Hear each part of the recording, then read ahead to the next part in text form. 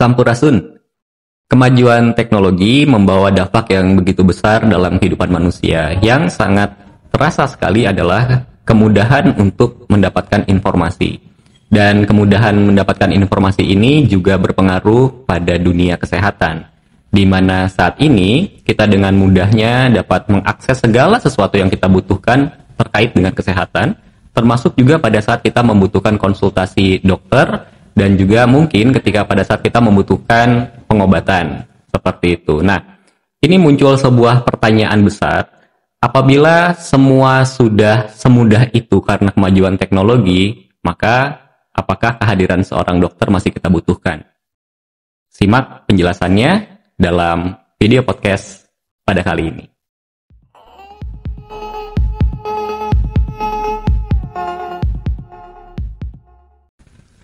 Oke, baik. Seperti yang sudah dijelaskan sebelumnya bahwa kita akan membahas fenomena kemajuan teknologi dan pengaruhnya dalam dunia kesehatan. Nah, tentunya bahasannya tidak akan saya lakukan sendiri, dan bersama saya sudah kembali hadir Dr. Hera Gustianto Alimurni atau Dr. Anto. Selamat datang kembali, Dok. Terima kasih. Terima kasih sudah diundang lagi. Nah, Dokter Anto mungkin memperhatikan ya fenomena yang akhir-akhir ini sedang marak dengan kemajuan teknologi, di mana banyak orang mendapatkan akses yang begitu besar atau mungkin begitu mudahnya dalam mengakses informasi atau mendapatkan informasi. Nah, salah satu informasi yang barangkali sering dicari itu adalah mengenai kesehatan. Nah, sebetulnya kalau mencari informasi mengenai kesehatan dalam rangka untuk menjaga ya, itu mungkin sah-sah saja. Nah, tetapi sekarang ada tren di mana kalau konsultasi dilakukan secara online, karena memang ada dokternya juga kan ya sebetulnya di balik chatting itu, jadi mungkin masih aman. Nah, sekarang banyak orang yang mendapatkan informasi itu katakanlah dari Google. Jadi searching, mendapatkan informasi, kemudian menjadi ada diagnosa mandiri, terus bahkan bisa dicari lagi nih kalau penyakitnya ini obatnya apa, sehingga mencari pengobatan sendiri. Nah, ini membuat sebuah pertanyaan, kalau seperti itu, maka sebetulnya kita masih perlu datang ke dokter atau tidak? Nah, tapi sebelumnya, saya mau tanya dulu ke Dr. Anton, bahwa dulu itu kan sebelum dunia kedokteran atau dunia medis modern itu masuk ke Nusantara, kita sudah mengenal, mungkin kalau sekarang sering kali disalahartikan ya, ada yang disebut dengan dukun, ada yang disebut dengan paraji, dan lain sebagainya. Nah, kalau dari pendapat Dokter Anto sendiri, kehadiran mereka itu dalam dunia medis nih tentunya, dalam perspektif medis itu seperti apa? Ya, baik. Jadi kalau kita bahas yang itu dulu ya, katakanlah kalau sekarang kan justru disebutnya tenaga kesehatan tradisional. Ya kan kalau sekarang ya disebutnya ya entah itu paraji, dukun, dukun beranak dan lain-lain. Sebetulnya kalau menurut saya perbedaan utamanya adalah ya kembali karena dokter ini terlahir sebetulnya ya, kalau kembali lagi untuk sekarang ya, kalau zaman dulu kan pokoknya sebetulnya semua orang yang bisa mengobati ya mungkin pada saat itu bisa dibilang dokter, termasuk tadi entah dia dukun, entah dia paraji dan lain-lain. Nah, tapi dengan berkembangnya sekarang ada namanya institusi pendidikan, nah kan maka di sini sebetulnya ingin menerapkan sebuah standar, di mana standar ini bisa dipakai untuk memastikan keselamatan atau pelayanan bagi pasien. Nah, sehingga ketika kita mengikuti tadi pendidikan resminya, maka disitulah kita mendapatkan gelar dokter. Maka perbedaan utamanya adalah tadi, bahwa ketika kita bicara dokter yang sekarang, dalam artian yang melalui sebuah institusi pendidikan, maka diharapkan tadi dokter ini mempunyai standar operasional, ibaratnya sebetulnya begitu. Karena kan kalau tadi kita bicara mungkin tadi ya kesehatan tradisional, terkadang kan standarnya bisa berbeda. Ada orang datang demam di yang A dikasih apa, yang di B dikasih apa, yang di C dikasih apa, nggak ada yang bisa menyalahkan atau membenarkan kan? Ya dia punya keilmuan tersendiri yang A. Yang B punya keilmuan tersendiri, yang C punya keilmuan tersendiri. Mana yang benar? Ya nggak tahu. Yang penting mah pasiennya beres. Oh, oke. Kan gitu kan? Iya. Nggak ada masalah. Kita bilang salah juga nggak ada. Buktinya yang dia sembuh. beres. Iya. Yang di B ternyata beres juga. Iya. Yang di C lah beres juga. Jadi mana yang benar? Kita nggak tahu. Nah, tapi dengan institusi pendidikan ini ada standarisasi bahwa ketika pasien demam maka yang kita lakukan tindakan A. Ketika pasien mengalami tadi kejang, maka kita lakukan prosedur kejang. Nah, inilah yang saya melihat di sinilah perbedaan terbesar. Bukan di yang satu katakan lebih pintar atau lebih ini, tidak. Tapi karena tadi, minimal adalah kalau kita bicara dokter dari institusi pendidikan tadi, dia punya tanggung jawab untuk memenuhi sebuah prosedur yang sudah, kembali lagi tadi, kalau di dalam institusi pendidikan maka semua tindakan atau semua katakanlah bahan-bahan yang kita pakai itu harusnya sudah terukur, teruji dan terbukti secara ilmiah. Nah, itu perbedaannya. Nah, kemudian kan dari situ nih banyak pemikiran yang berkembang ya. Bahkan juga mungkin bisa dikatakan bukan skeptis ya, tapi mulai membanding-bandingkan antara ya katakanlah dukun atau paraji gitu ya dengan dokter gitu. Nah, tapi tadi dengan ketika dokter menjelaskan bahwa ternyata para dukun itu yang memang dengan keahlian yang didapatkan secara turun-temurun ternyata tetap ada wadahnya. Jadi bukan satu hal yang beririsan sebetulnya gitu ya, karena sudah ada wadahnya masing-masing dengan penyehat tradisional tadi ya, dok ya. Dan kalau sekarang bahkan ada kata-kata empiris. Nah, kata empiris ini kan artinya ada sebuah mungkin bukan metodologi ya, tapi ada sebuah mungkin pengujian tidak resmi gitu ya. Betul. Yang membuktikan bahwa ternyata teknik yang mereka gunakan itu terbukti secara berulang. Makanya disebutnya empiris. Tapi artinya sudah tidak ada perdebatan, sebetulnya tidak perlu dibanding-bandingkan bahkan gitu. Tidak perlu, karena tadi masing-masing pasti punya metodologi tersendiri atau modalitas tersendiri. Ada yang pakai pijat, ada yang pakai herbal gitu kan. Ada yang pakai bekam, ada yang pakai akupuntur, ada yang pakai akupresur.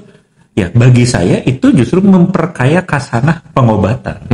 Maka kita juga kan sebagai pasien tentunya kan boleh memilih. Betul. Yang tidak boleh adalah ya justru saya bilangnya kita nggak mau tahu. Pokoknya terserahlah saya mau diapain yang itu. Nah, ini justru bahaya. Saya bilang jangan sampai yang model begitu justru Anda harus saya selalu bilang begini. Kalau memang katakanlah ya tadi Anda butuhnya pijat ya Anda butuh pijat. Anda butuhnya akupuntur ya akupuntur. Anda butuhnya obat ya datangilah dokter. Anda butuhnya herbal ya datangilah herbal. Nggak ada masalah.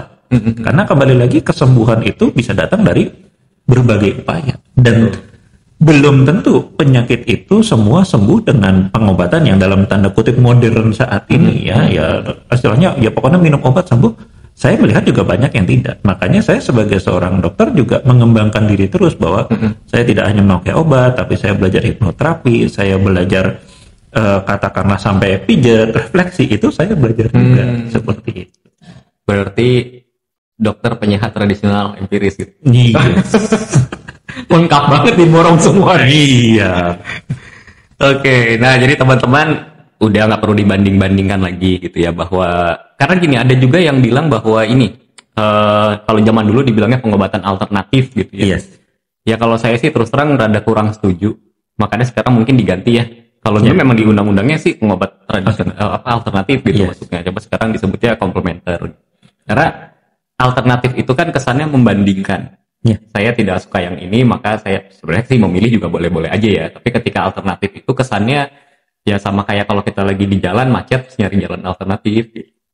Walaupun tujuannya tetap sama. Betul. Nah, jadi sebetulnya memang tidak perlu lagi diperdebatkan gitu bahwa antara dunia medis modern atau dunia kedokteran dengan dunia tradisional itu memang tidak akan saling beriris sebetulnya dan tidak perlu saling beririsan gitu karena masing-masing ya mungkin punya peminatnya sendiri-sendiri gitu ya dok. Ya mungkin kalau saya sih lebih ini segala macam ilmu kedokteran sekarang kan juga dulu mah pasti punya cerita tradisionalnya ya. Betul. Dalam artian kita punya anatomi zaman sekarang ya dulu orang taunya ya dari pijat kan. Jadi tahu ada otot ini, ada otot ini. kemudian berkembang, oh sekarang mereka sudah bisa katakanlah tadi belajar dari jenazah segala macam, kan barulah ada kedokteran sekarang. Dan tadi supaya memudahkan ini menjadi sebuah keilmuan yang bisa untuk diturunkan atau dipelajari, dan itulah makanya dibuat standar. Dalam artian ya kembali lagi tadi, saya rasa sebetulnya secara prinsipal paling dasar adalah ya kita semua berasal dari akar yang sama. Yang penting tadi ya kembali apapun metode atau modalitas pengobatan yang dipakai, baik itu modern atau tradisional, tadi sebagai katakanlah orang yang melakukan atau pelakunya, ya kita harus punya tanggung jawab. Yang penting mah itu ya, kalau saya sebagai seorang dokter saya bertanggung jawab. Kenapa? Karena modalitas atau metode yang saya pakai bukan saya yang memastikan bahwa ini aman atau ini enggak, tapi sudah ada penelitiannya, sudah ada uji ilmiahnya. Maka ya pasti yang tradisional kan juga tadi ya pasti ada juga kan, oh saya belajar ini seperti ini dasarnya begini, yang gak ada masalah. Yang penting adalah jangan sampai tadi begitu celaka terjadi sesuatu, nah nggak punya dasar tiba-tiba si pelakunya, loh kenapa kok itu katakan misalnya ya mohon maaf patah tulang, ya itu harusnya dipijatnya ke atas nih ke bawah atau kan itu kita sudah walau nggak tahu. Tapi kalau katakanlah tadi misal patah tulang operasi, ya kembali lagi itu mah sudah suatu metode yang memang sudah ilmiah. Tapi kembali pilihan ada di tangan pasien. Dalam artian ya mah nggak ada, wah saya nggak mau operasi dok, saya mau pijat aja. Ya seorang dokter seyogyanya hanya punya kewajiban, oh ya saya sampaikan dulu kalau kelebihannya mungkin begini, kekurangannya mungkin seperti itu, ya tinggal pilihan gitu aja. Mungkin itu perlunya ini ya, perlunya untuk mengikuti uji kompetensi itu. Biar menjadi penyehat tradisional yang kompeten. Betul ya, karena syukurnya sekarang kan juga sudah mulai ya, jadi sudah mulai untuk difasilitasi sehingga kesehatan tradisional juga tidak serta merta segitu gampangnya gitu. Oh, pokoknya saya punya keilmuan ini, tapi kalau tidak bisa katakanlah dalam tanda kutip membuktikan, ya itu juga akan dilarang. Apalagi kalau sampai membahayakan tadi ya, sampai berkaitan dengan ya intervensi secara fisik ya, entah itu menusuk, menyobek, itu biasanya dinas kesehatan juga tidak sebegitu mudahnya. Ya.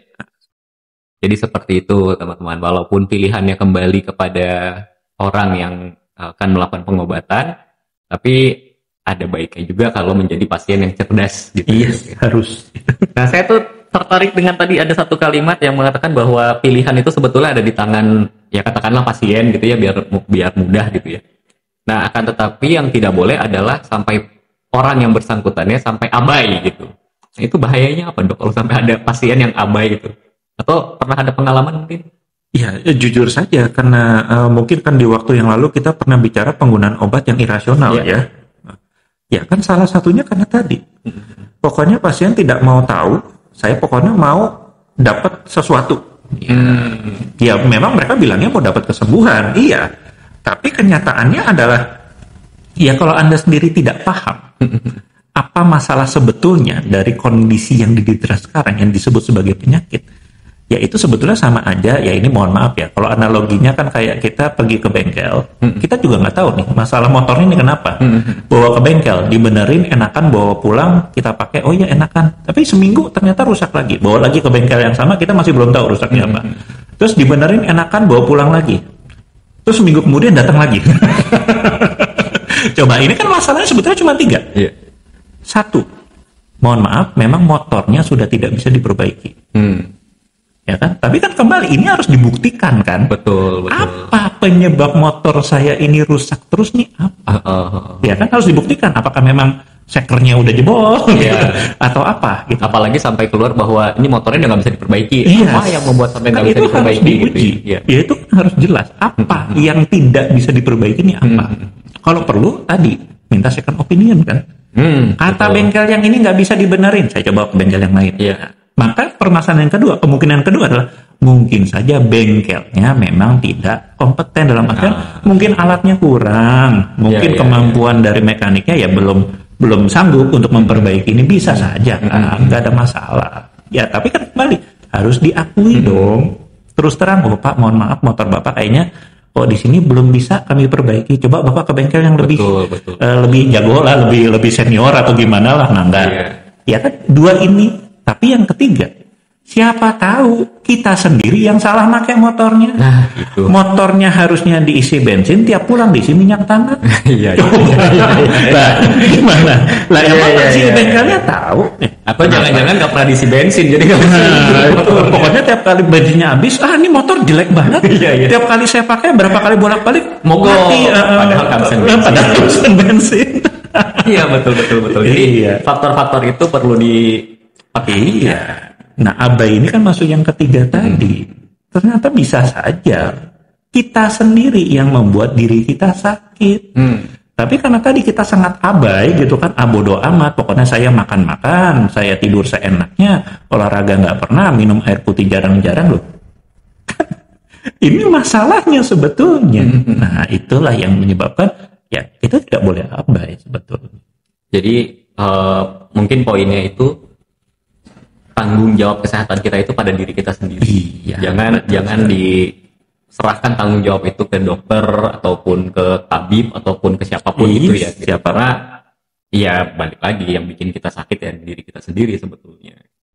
Kalau kita mau menjaga pola hidup kita ya kita akan mendapatkan sesuai dengan pola itu gitu kan, Dok. Ya, betul. Seru. Nah, Dok, ini kembali ke soal kemudahan teknologi atau kemajuan teknologi yang membuat kita mendapatkan arus informasi yang begitu mudah, Dok. Ini kan sekarang banyak orang yang kalau sakit itu disuruh ke dokter tuh susah. Nggak usah ke dokter lah. Masih bagus kalau dia pergi ke katakanlah ke penyehat tradisional. Masih bagus tuh gitu. Jadi nggak, kalau sakit buka Google. Oh, gejala saya sakit kepala. Jadi kan padahal kalau sakit kepala itu kan bisa bermacam-macam Dok penyebabnya. Nah, terus juga dengan ya kalau kita lihat di marketplace sekarang obat banyak. Apotek juga sekarang aplikasi ada, tinggal order sendiri dari rumah gitu. Sangat mudah sekali. Kita nggak bicara soal telemedicine ya, karena kalau telemedicine itu kan ya pasti ada yang bertanggung jawab di situ. Kemudian muncul sebuah pertanyaan.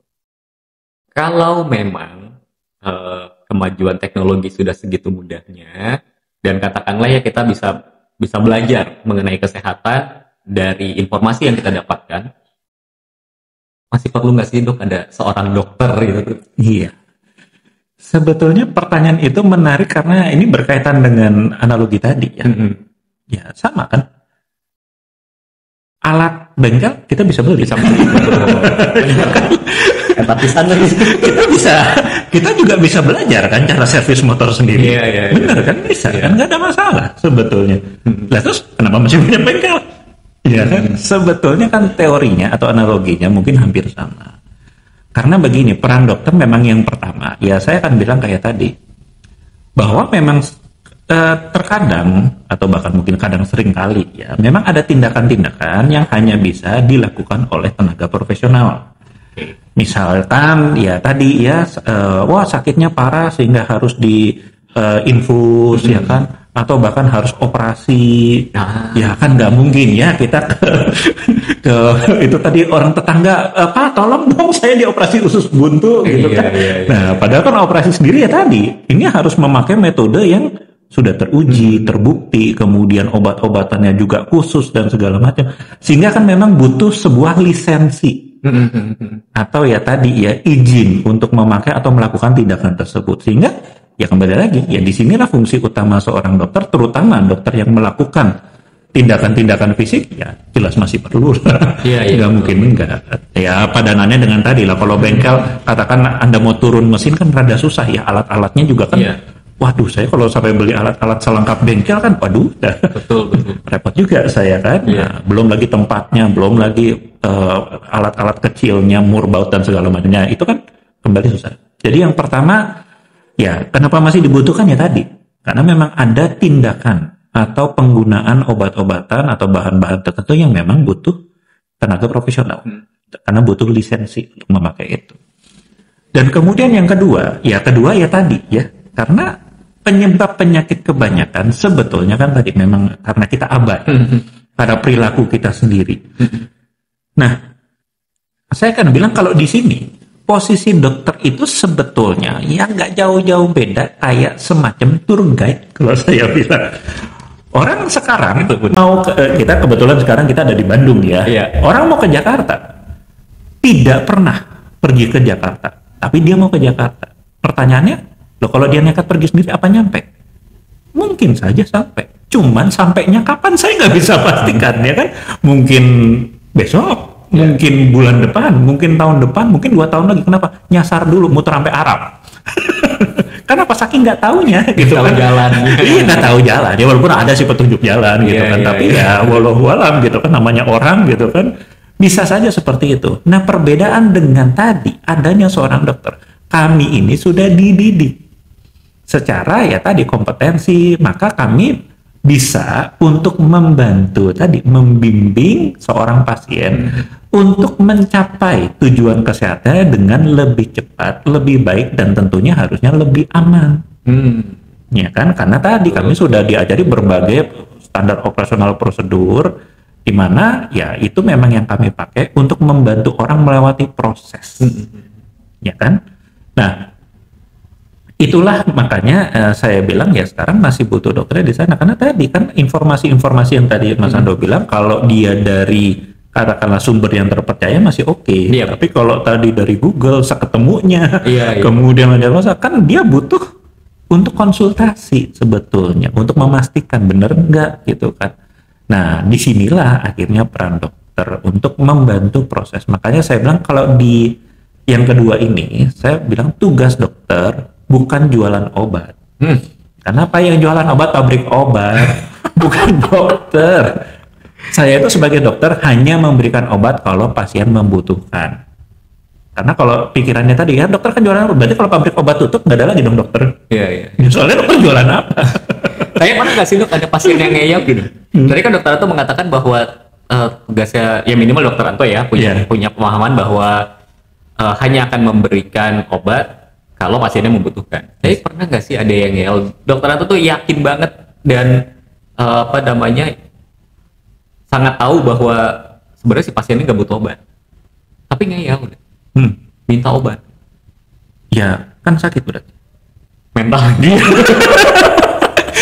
Makanya saya mohon maaf, saya tuh lebih gampang memberikan surat sakit daripada surat sehat. Kenapa? Karena kalau sehat itu ya kembali banyak sekali ya kategorinya ya. Sehat secara apa? Banyak sekali kategorinya. Ya minimal Anda datang ke sini bisa jalan, bisa dengar, bisa lihat, bisa ngomong. Ya saya bilang sehat juga nggak salah-salah amat. Betul. Yes. Tapi kalau sakit itu kan paling gampang tadi. Banyak orang misalnya ke saya, dok minta surat sakit. Saya lihat dia tadi bisa jalan, nggak demam, tensi biasa, suhu biasa, napas biasa. Kok minta surat sakit? Ya sudah sakit mental kan? Atau pengen sakit? Iya. Gitu. Nah berharap pengen sakit. Yes. Nah makanya tadi ya yang saya dapatkan seperti itu banyak. Karena kembali yang saya bilang memang konsep untuk pengobatan di ya terutama memang di ya kalangan kita lah Indonesia kebanyakan masih tadi.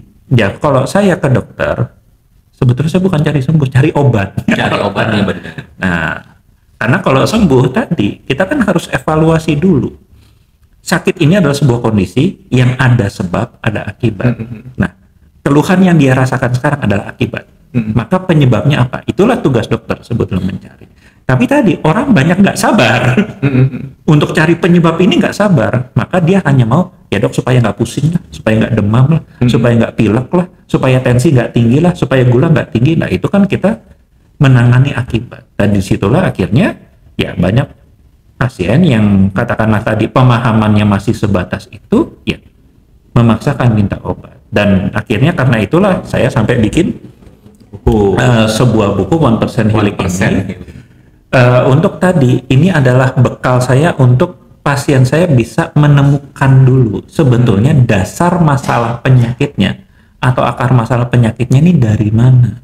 Nah disitulah yang saya bantu pasien-pasien saya khususnya untuk yang penyakitnya yang sudah kronis ya.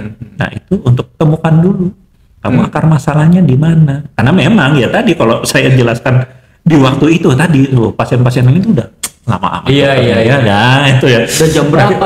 Itu kayaknya di pasien ini di dalam udah 10 menit wah, itu sudah kebakaran jenggot semua pasien. Makanya sudah, kalau memang berkenan ya silakan Anda baca, Anda temukan akar masalahnya dan baru konsultasi ke saya tentang akar masalah penyakit, bukan lagi akibatnya. Nah, jadi dengan kata lain, melalui buku itu Dr. Anto mencoba, atau bukan mencoba ya, tapi ingin menggugah kesadaran setiap orang. Saya yakin sih buku ini dibutuhkan bukan hanya untuk pasien ya, tapi untuk orang sehat juga penting gitu. Tapi membangkitkan kesadaran kita akan, ya minimal kita tahulah tentang diri kita gitu ya, tahu tentang kesehatan kita gitu. Jadi jangan lagi abai. Karena setuju sih Dok bahwa ya kalau kita gunakan perumpamaan, ini seperti ada sebuah bangunan yang kebakaran, terus kita sibuk mikirin asap aja gitu, apinya nggak diapa-apain. Lebih lucu lagi memang analogi yang sering saya pakai. Bayangkan saja rumah Anda punya alarm kebakaran. Alarm kebakarannya bunyi, maka harusnya pikiran Anda kan ada kebakaran. Iya. Kemudian tindakan selanjutnya ngapain? Ya harusnya dimatiin kan apinya. Nah, Indonesia lucu. Kita hanya matiin alarmnya. Sampai akhirnya rumahnya habis kebakaran, terus tetangganya pada datang. Pak, kok rumahnya bisa habis kebakaran? Kan Bapak udah pasang alarm kebakaran. Iya, selama ini bunyi. Terus yang Bapak lakukan apa? Matiin alarmnya. Itu sama kayak orang mau bangun tidur Dok. Iya. Pagi-pagi dipasang alarm dimatiin, terus begitu udah terlambat heboh sendiri. Nah, itu padahal kan pertanyaan awalnya kenapa Anda pasang alarm? Itu kan. Jadi sebetulnya kita tuh yang kita bilang sakit ya, ketidaknyamanan pada tubuh kita itu sebenarnya alarm. Betul. Saya punya pegang filosofi. Ada 3 filosofi sebetulnya tentang penyakit, tapi yang saya paling pegang adalah penyakit adalah komunikasi. Bahwa ada sesuatu yang salah dengan pola hidup Anda, entah itu pola makan, pola minum, pola tidur, pola olahraga, ataupun pola hidup lainnya. Tadi, ya gampangnya gini lah, akhir bulan sering pusing, kenapa nggak punya duit? Kan berarti komunikasi. Jangan pakai paracetamol. Jangan pakai paracetamol. Berarti kan itu pusing itu adalah sebuah bentuk komunikasi dari tubuh menandakan bahwa kamu harus waspada, kamu harus memikirkan hal ini mau sampai kapan dan lain-lain. Itu sebetulnya begitu. Tapi kan ini ya tadi kita sibuk matiin alarm. Kita tidak menyadari bahwa itu adalah suatu bentuk komunikasi dari tubuh. Tubuh yang apa? Tubuh yang ingin menjaga kita sebetulnya. Tapi ya gitu ibaratnya mah kayak ya tadi udahlah bagus-bagus dipasang sang pencipta alam ini bahwa ya kamu teh hidup memang kadang-kadang kamu kan nggak sadar berbuat berbagai macam kesalahan atau kekurangan. Nah, maka dikasihlah alarm ini. Kita mah tidak bersyukur dimatiin alarmnya. Tapi Dok gini, waktu pertemuan yang sebelumnya itu saya sebenarnya mau tanya nih, dan kebetulan karena Dokter Anto menjelaskan tentang alarm itu jadi kepikiran lagi gitu. Pada saat kita salah menggunakan obat, ya katakanlah yang paling gampang aja deh, yang paling sering mungkin dikonsumsi orang ya paracetamol gitu ya. Itu bisa membuat kita punya toleransi, mungkin toleransi ya, jadi lebih tinggi nggak sih, sehingga pada akhirnya ya bener tadi alarmnya bener-bener bukan hanya sekedar dimatiin tapi rusak sekalian gitu. Yes, betul. Dan itu pasti akan mengacu pada kondisi medis yang lebih serius gitu. Makanya di pertemuan sebelumnya kan saya sering bilang yang jadi masalah sekarang adalah banyaknya kejadian ketergantungan dokter dan kecanduan obat. Ya tadi kan kecanduan terjadi karena apa? Tubuh kita mentoleransi. Kan itu yang disebut tolerance. Kemudian tolerance terjadi lagi kecanduan atau adiksi. Kenapa? Karena begitu kita tidak minum itu, kita merasa sebuah gangguan fisiologis kita jadi terganggu justru karena kita tidak minum obat itu. Jadi kan dari toleransi menjadi addiction, menjadi kecanduan obat. Makanya siapa bilang kecanduan teh hanya obat-obatan terlarang? Tidak. Semua obat karena dia mempengaruhi fungsi fisiologis, maka dia punya kemungkinan untuk menjadi addiction. Makanya kan sebetulnya undang-undang kita penyalahgunaan, ya kan? Iya betul. Penyalahgunaan obat. Bukan penggunaan obat terlarang sebetulnya. Betul. Kalau penggunaan obat terlarang berarti memang ya kita sengaja memakai untuk ya sesuatu yang tidak gunanya gitu. Tapi kan penyalahgunaan. Maka sebetulnya semua obat punya potensi untuk masuk kepada ranah kecanduan tadi. Hanya digunakan tidak sesuai dengan fungsinya. Iya, nah, karena itulah makanya ya bahkan kemarin ya ada mungkin saya sempat meluruskan dan ini banyak dialami oleh pasien saya. Banyak orang yang berobat dibilangnya kecapean, ya kan? Bapak mah kecapean, ya kan? Tapi yang jadi menurut saya agak-agak mengusik saya adalah, oh ya Bapak kecapean, maka Bapak butuh vitamin. Iya, saya cuma bilang begini, Pak, permasalahannya adalah ada 5 sumber masalah atau akar masalah kesehatan yang tidak akan pernah bisa selesai dengan obat. Apa itu? Pola makan, pola minum, pola tidur, pola olahraga, pola pikir. Ya, nggak bisa Pertanyaannya, ada nggak obat yang coba saya pokoknya maunya makan nggak bener, tapi saya minum obat bisa sehat. Saya mau minum, saya nggak pernah saya pikirin, tapi saya minum obat bisa sehat. Saya mau nggak tidur 7 hari 7 malam, tapi tetap sehat. Saya mau nggak pernah olahraga, tapi tetap sehat dengan minum obat. Saya mau pola pikir saya menjadi lebih baik, pola mental emosional saya jadi lebih baik dengan minum obat. Nggak ada. Tidak tergantikan. Tidak tergantikan. Nah, sayangnya inilah akar masalah kebanyakan penyakit di zaman sekarang. Pola makan salah, pola minum salah, pola tidur salah, pola olahraga nggak benar, dan tadi pola pikir yang menyangkut pola kehidupan lainnya, finansial, sosial, spiritual. Nah, ini kan penyesatan yang ya, mohon maaf kalau saya bilang penyesatan, ya nggak bisa. Anda capek minum vitamin, nggak ngaruh. Ya Anda capek berarti kembali lagi tadi alarmnya berbunyi. Ya, apalagi dia kurang istirahat. Ya, bahwa tubuhnya butuh penggantian atau pengisian ulang energi. Kan itu komunikasinya. Lah, terus ditambahin vitamin. nggak masuk akal sebetulnya. Apalagi sampai disuntik tuh. Iya, ya kembali lagi kalau vitamin memang fungsinya untuk ya tadi mensupport atau mendukung daya tahan. Tapi apakah tadi itu bisa menggantikan istirahat? Nggak bisa. Apakah bisa menggantikan pola makan yang benar? Nggak bisa. Nah makanya saya sampai sekarang selalu bikin, ya katakan kalau tadi ya kan ada beberapa pasien kan agak fanatik ya dengan vitamin. Dok, vitaminnya dok yang saya bilang Pak gini aja lah, Bapak mau vitamin yang seberapa mahal, saya yang bayar. Syaratnya Bapak nggak boleh tidur. Kira-kira akan jadi lebih segar, akan jadi lebih sehat atau enggak? Nah, enggak kan? Ya udah, makanya saya cuma gitu. Udah, Bapak mau vitamin yang berapa? Saya bayarin. Mau 1 juta, saya bayarin. Ya, selama seminggu saya bayarin, yang nggak tanggung-tanggung. Tapi syaratnya satu, selama 7 hari 7 malam Anda tidak boleh tidur. Saya ingin lihat seberapa kuat vitamin itu menopang kesehatan Anda. Kenapa? Karena Anda sebegitu percayanya dengan vitamin ini. Nah, itu sampai sekarang tidak ada yang berani. Yo, katanya segitu yakinnya. Iya. Karena kalau vitamin itu kan sebenarnya masuknya ke apa namanya, pelengkap kan dok ya. Bukan pengganti gitu. Jadi misalnya kita ya karena pola hidup ya, yang mau nggak mau kadang-kadang sekarang mencari makanan sehat itu ya rada sulit dan tanda kutip lumayan mahal kalau yang makanan sehat. Nah jadi dan apalagi dengan waktu yang sepertinya sekarang berjalan sangat cepat sekali, jadi mau nggak mau kita, bukan mau nggak mau sih sebenarnya, balik lagi ke pilihan ya. Pada akhirnya kita seperti dilogiskan untuk memilih makanan-makanan yang nutrisinya kurang. Nah mungkin itu untuk sementara waktu, bukan untuk selalu gitu ya. Bolehlah sesekali minum vitamin, tapi kalau dalam kondisi normal di mana makanan kita bagus dan lain sebagainya, saya rasa nggak perlu gitu. Ya, ini makanya ini mungkin akan menarik untuk lain kali kita bahas ya. Jadi bahwa sekarang itu banyak satu produk, bukan makanan atau minuman, produk. Betul. Jadi bentuknya seperti makanan, tapi itu produk, bukan makanan minuman.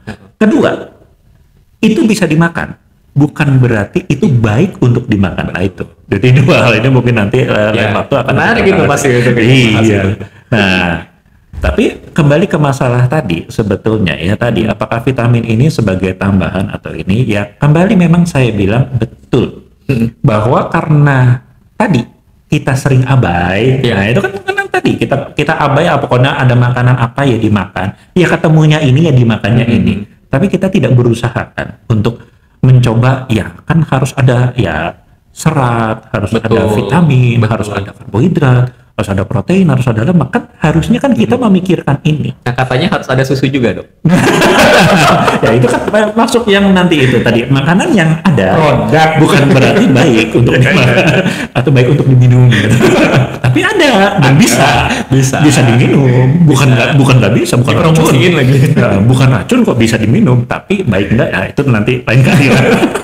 Nah, tapi tadi karena kita abai inilah, maka kita jadi seringkali kekurangan tadi vitamin mineral.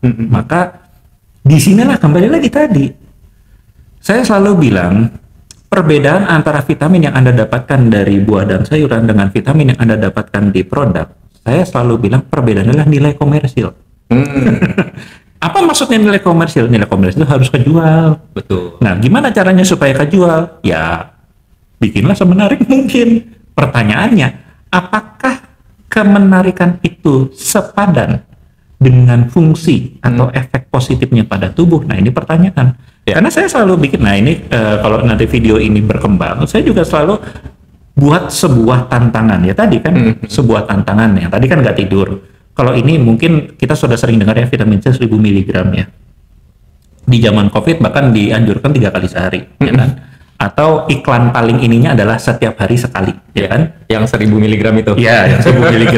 Kan banyak ya. Nah, saya selalu buat tantangan gini aja deh. Anda minum itu sehari 2 kali, selama 5 tahun, tidak gagal ginjal, kita kasih 5 juta. Nggak usah 5 tahun mungkin tuh. Ya, tahun?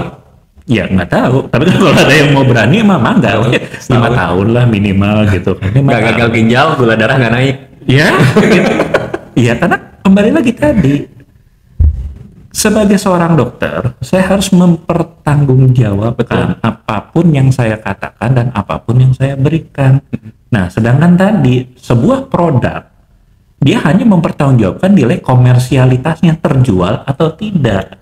Nah, jarang sekali ada produk yang mempertimbangkan tadi manfaat atau enggak, ya tanda tanya gitu kan. Apalagi ya dulu ada yang ya katakan suplemen mengandung 21 macam buah, berapa macam sayuran dan lain-lain. Oh iya. Ya, ini kan kalau saya nilai secara bisnis, saya kira sayuran sebanyak itu dimasukin jadi satu, murah sih sebetulnya. Saya mendingan minum itu atau nggak perlu repot-repot. Yes. Pertanyaannya, apakah betul dia mempunyai efek sesignifikan kalau kita makan sayuran 21 macam sayuran itu secara langsung? Ibaratnya itu sama gado-gado, mending mana dah? Iya. Tapi kan harganya jelas lebih murah yang ini. Satu tablet cuma berapa? Betul. Nah, itulah yang maksud saya. Ya kembali lagi, sebagai tambahan tentunya iya. Karena yang harus kita perhatikan juga adalah vitamin itu bukan obat. Ya kan? Dalam artian Anda minum sekarang, efeknya bukan hari ini. Bukan. Butuh pengolahan dulu. Makanya saya selalu bilang, Pak, percuma kalau Anda sakit baru minum vitamin. Sama kayak itu, udah tua baru minum susu kalsium, baru minum ini itu. Sudah telat. Iya. Rangkaiannya panjang ya, Dok. Iya, karena tadi kalau Anda mau minum itu dari usia muda. Karena dia butuh diproses. Nah, sedangkan kalau vitamin 1 tadi, dia butuh proses untuk dia menjadi manfaat untuk tubuh. Kemudian yang kedua, vitamin hanya bisa disimpan dalam jumlah sangat sedikit. Beda dengan nasi, kita makan nasi disimpannya banyak, deposit jadi obes gitu. Deposit lemak. Iya, sayangnya vitamin tidak. Sehingga kalau Anda minum jauh melebihi dosis yang dibutuhkan oleh tubuh, maka kerja liver dan ginjal akan makin berat. Kenapa? Kan tadi semua harus diproses, semua harus dibuang. Lewat liver sama gini. Makanya kan ketika kita minum vitamin C 1000 mg kebanyakan jadi kuning banget, kencingnya segala macam. Nah, itulah yang jadi ya buat saya jadi masalah kalau dari kesehatan. Siap. Ini menarik, tapi kayaknya harus kita lanjutkan di pembicaraan lain kali. Ya, videonya nggak terlalu panjang, Dok. Betul. Tapi semua yang kita bicarakan pada akhirnya ternyata memang peran kehadiran seorang dokter itu tidak bisa dihilangkan. Karena kita ambil contoh vitamin tadi aja gitu, ternyata ada proses panjang yang kadang-kadang kalau kita hanya sekedar melihat dari Google atau kita searching, itu informasi yang kita dapatkan kan hanya kita membutuhkan vitamin ini, tapi kita nggak pernah tahu tuh prosesnya di dalam tubuh berapa banyak yang kita butuhkan. Dan yang paling penting aja, kadang-kadang kan kita nggak tahu tentang kondisi tubuh kita sendiri. Kayak contoh misalnya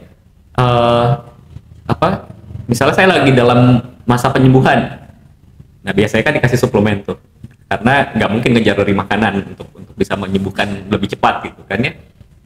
Tapi kan saya nggak tahu kebutuhannya berapa gitu ya. Yang itu hanya orang-orang yang sudah terlatih dalam hal ini, karena berkaitan dengan dunia medis ya, berarti kehadiran dokter dibutuhkan di situ. Seperti itu. Ya, jadi intinya mungkin kembali lagi saya mohon bahwa kehadiran dokter itu seharusnya sebagai partner. Ya tadi partner Anda dalam kesehatan Anda. Betul. Bukan istilahnya mah tempat bergantung. Yes, ya itu tadi nyalahin kan jadi sang kuasa gitu ya.